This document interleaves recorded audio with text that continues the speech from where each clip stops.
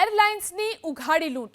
અમદાવાદ પ્રયાગરાજનું ભાડું 60,000 સુધી વધારી દેવામાં આવ્યું। હાલ પ્રયાગરાજમાં મહાકુંભ ચાલી રહ્યો છે, જેને લઈને એરલાઇન્સ કંપનીઓને જાણે કે કમાણી કરવાનો મોકો મળ્યો છે।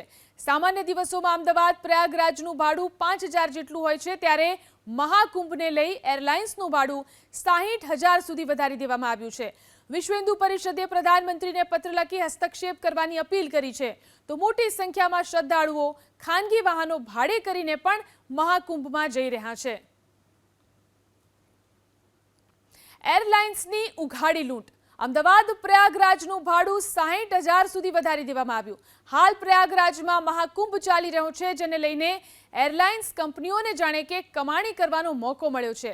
સામાન્ય દિવસોમાં અમદાવાદ પ્રયાગરાજનું ભાડું 5,000 જેટલું હોય છે, ત્યારે મહાકુંભને લઈ એરલાઇન્સનું ભાડું 60,000 સુધી વધારી દેવામાં આવ્યું છે।